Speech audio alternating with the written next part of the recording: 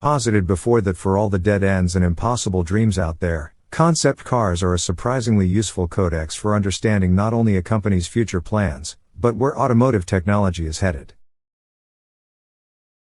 And like many automakers reckoning with electrification, Mercedes-Benz has been tipping its hand pretty forcefully of late. Just in the last 3 years, there's been the Vision EQS, which previewed the production Mercedes EQS sedan, the EQG concept, a quad-motor G-Wagon that looks exactly like a G-Wagon, the Vision EQXX, a fully functional streamliner prototype that we also drove, with a 700-plus mile range whose battery tech and axial flux motors will reportedly spread around the lineup, the Vision AMG, whose windowless design we hope doesn't spread around the lineup, and now the soup du jour, the Vision AVTR, a slice of 2154 that feels about as far removed from today's reality as a certain all-powerful Hollywood director.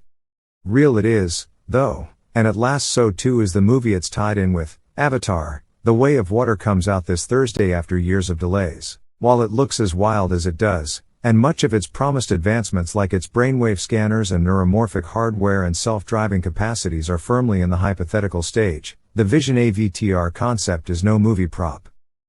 It doesn't appear in the movie at all, it's a functional, drivable EV with quad-motor AWD. So when Mercedes hit us up and asked if we wanted to take it for a spin around James Cameron's Manhattan Beach studios, how could we resist seeing how close, or how far, the future really is? 2. Get to the car is as complicated as reaching Jim himself. Sign this NDA form. Head to this address at exactly this time. Get past the guard, then make your way to a holding area they call the museum, stocked with a bunch of props from Cameron's oeuvre, to await further instructions.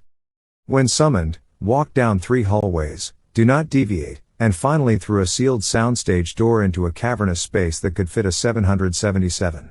There you'll meet the Vision AVTR. Along the way, I had plenty of time to wonder the same thing as you. Why? Why did Mercedes make a concept car promoting a movie it otherwise has nothing to do with? Set aside the obvious answers of money and attention, and there is a deeper connection here. The Avatar movies preach a brand of environmentalism that focuses on the beauty of nature as a reason to protect it. Mercedes-Benz is a company that likes beautiful things, and also really needs to figure out how to make cars sustainable long-term. That's how you get the Vision AVTR, a car with a feature set that reads like it's been ripped from Cameron's dream journal. Mercedes chief designer Gordon Wagner says the design brief was to make a car that looks like it could fit in on Pandora, and I'd say they've accomplished that. It's huge, light-streaked balloon tires, which are actually traditionally shaped tires with a giant cap and 945 LEDs on them, the arcing roofline and huge glass doors, and the array of scale-like panels that flutter and twitch on carbon fiber origami legs in response to stimuli make the AVTR feel not of this planet. There are no traditional controls inside, just a giant screen and a palm-sized joystick controller in the center console that Mercedes people keep calling the jellyfish. Just about the only thing that does feel familiar is the front end, which Wagner points out previewed the production EQS sedan's face when the Vision AVTR was first shown at CES 2020.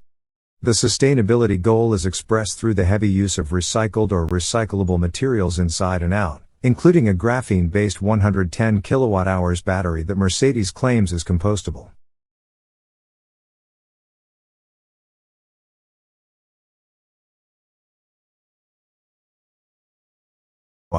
The whole effort is about making a car that feels like a living, breathing companion, one that can recognize and react to your presence and the surrounding environment via an array of sensors and scanners.